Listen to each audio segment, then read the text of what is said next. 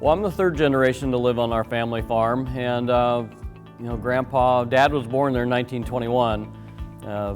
Grandpa bought it in between 1921 and about 4 years before that, about 1917.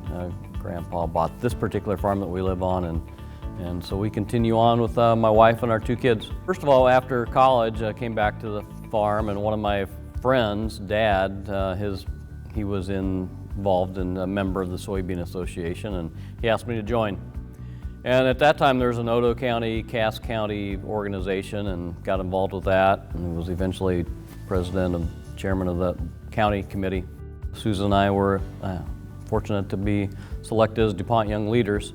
And then it was a while that we weren't really engaged within we became engaged with the Nebraska Soybean Association and went from there.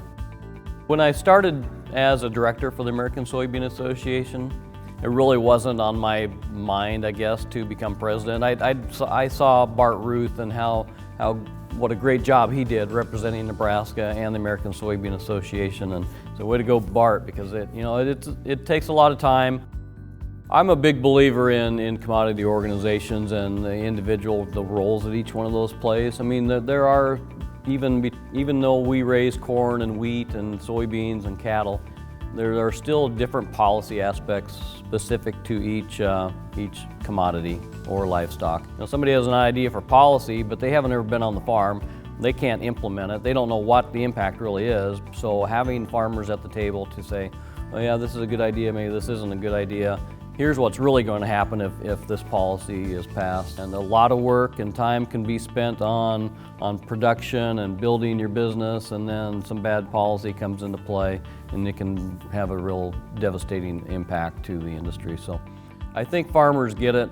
They have a lot at stake. Farmers have a lot at stake with their multi-generation operations and farms and the future generation coming on. So policy is important, and I believe farmers understand that. With the participation and the representation from farmers throughout, 26 states from North Dakota to Texas all the way to the East Coast.